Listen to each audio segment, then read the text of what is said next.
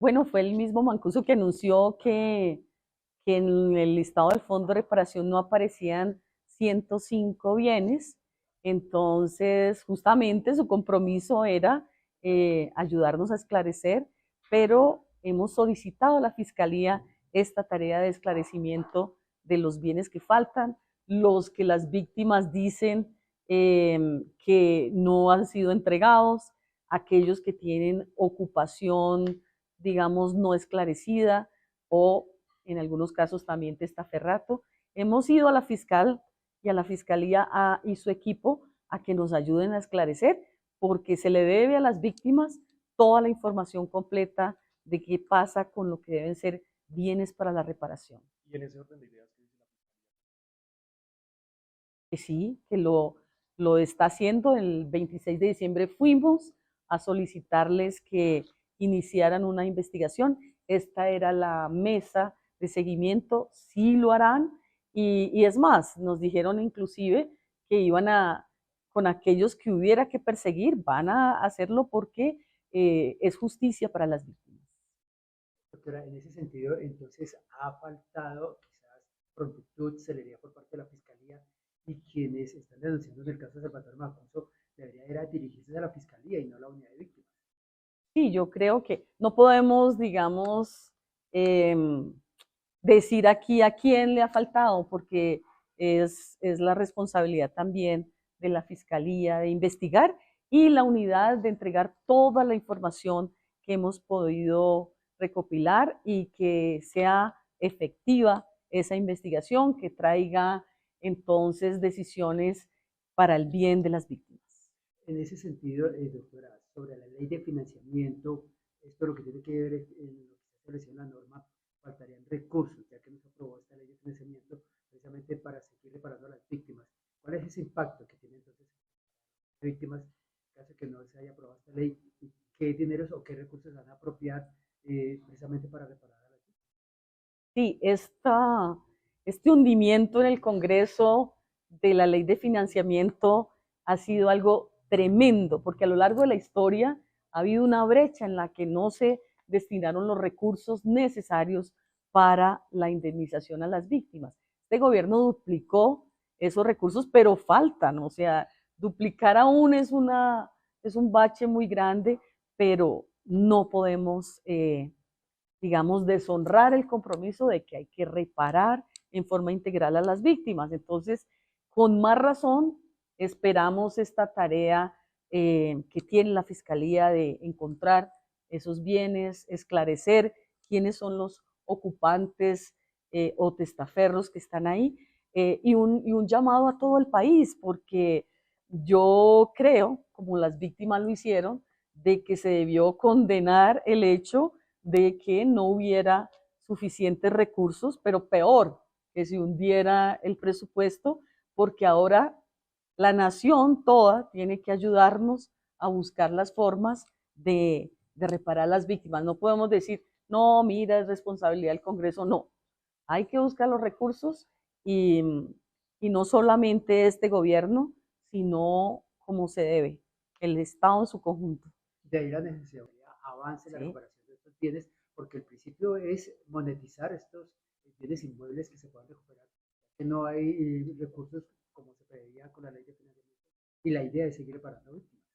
Sí, inclusive hemos pensado, se ha hablado en varias reuniones, que no solo indemnizar, porque se puede tomar como 100 años poder reparar a las víctimas económicamente, sino también que tenemos que buscar cómo se puede integralmente que las entidades, que los ministerios, que la comunidad internacional, que la empresa privada pueda concurrir para los recursos que se requieren en la reparación, pero fundamental, si hay victimarios que no solo cometieron crímenes en el territorio, sino que desplazaron y desaparecieron, asesinaron, bueno, el compromiso de la reparación es urgente y es una deuda pendiente.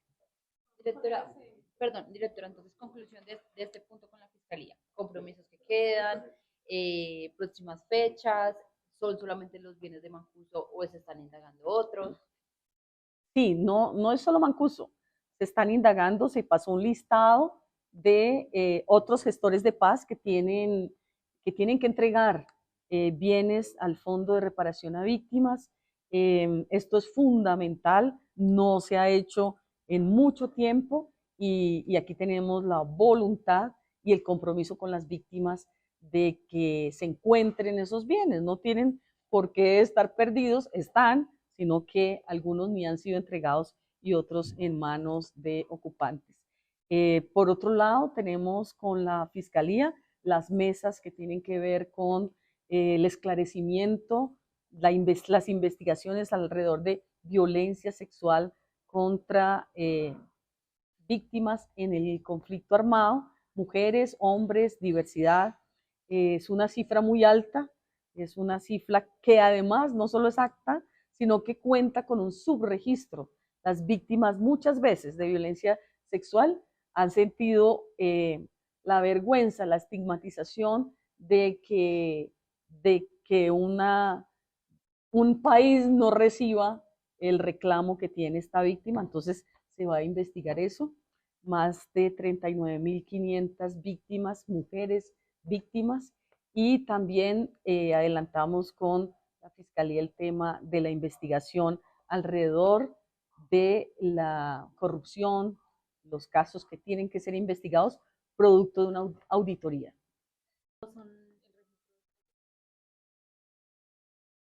De violencia sexual, esto es desde 2011 a 2024 es el registro, no que las víctimas solo estén en este tiempo, y son víctimas en el marco del conflicto armado. Los retos y metas que tiene la unidad para las víctimas.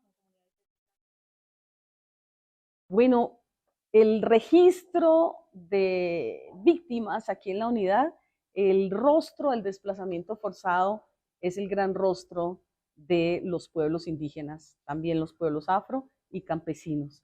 Entonces, en ese sentido, nosotros tenemos un gran compromiso, sobre todo con la reparación, las reubicaciones y los retornos de los pueblos indígenas. Ya había mencionado anteriormente, este año será el año del retorno para todos aquellos pueblos que quieren retornar.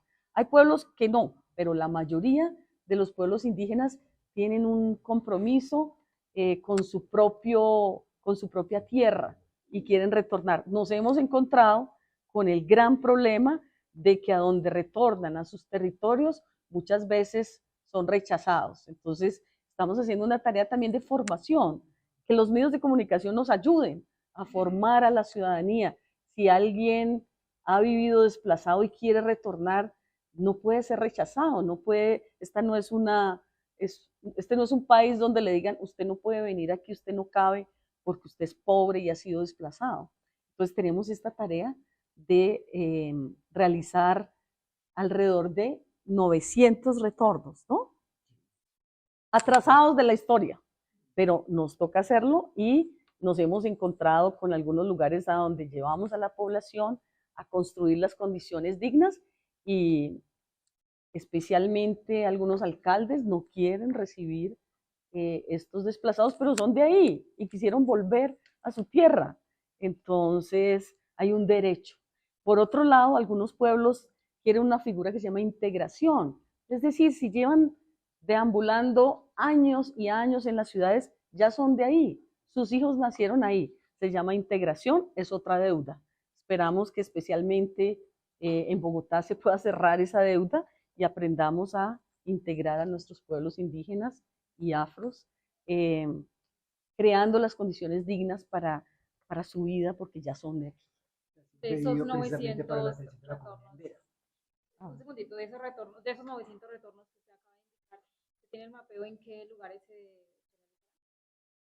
Bueno, el fin de año, aquí está Omar, que es responsable de retornos. Arrancamos con los más atrasados, porque hay una brecha y los pueblos no se pueden como devuélvase para donde vino, sino creemos condiciones dignas para que el retorno sea fructífero, exitoso. Entonces, tenemos una deuda con el pueblo en Vera, porque el pueblo, la nación embera son alrededor de 300.000 indígenas y han vivido toda suerte de vulneraciones, atropellos en condiciones de enorme vulnerabilidad, pero al retornar, pues estamos en esa tarea, especialmente Chocó y Risaralda, donde fueron los primeros retornos de este semestre pasado. Ahí necesitamos todo el esfuerzo. El gobierno lo hace nacionalmente, localmente también. Pero no quiero decir se oponen, usemos la mejor palabra posible. Los queremos animar a construir las condiciones de recibir a la población de vulnerabilidad, que está en estado de vulnerabilidad. Ustedes saben, no me corchen. Sí, también les voy a dar un modelo de integración. Estoy conmovida de lo que pasó en Santa Marta. En Santa Marta había una gran población desplazada y construyeron, y ahí participó muy de frente la Unidad para las Víctimas con su oficina territorial. Construyeron un modelo de integración y se llama, ¿cómo se llama? Ciudad de Equidad. Ciudad de Equidad, 4.000 desplazados en familias tienen un espacio en la ciudad, se les están construyendo las viviendas, hay escuela, se está construyendo atención médica. Si no es con la participación de gobierno local, gobierno nacional, los diferentes ministerios y hasta la empresa privada, pues no hubiera sido posible tener Ciudad de Equidad. Le damos el reconocimiento. Santa Marta le abrió ese espacio. Aquí yo he propuesto, como hay un lema que dice Colombia, el país de la belleza, ¿qué tal el lema Bogotá, la ciudad de la belleza multicultural? No hay que salirnos de este país si no queremos. También hay miles de colombianos y colombianas en el exilio, pero algunos pueblos que se quieren integrar, hay que crear las condiciones. Así como se los expulsó por la violencia de sus territorios, hay que buscar las condiciones dignas para recibirlos. El buen ejemplo debe cundir todo el mundo a buscar cómo construir condiciones de equidad y de justicia en sus territorios. Muchísimas gracias.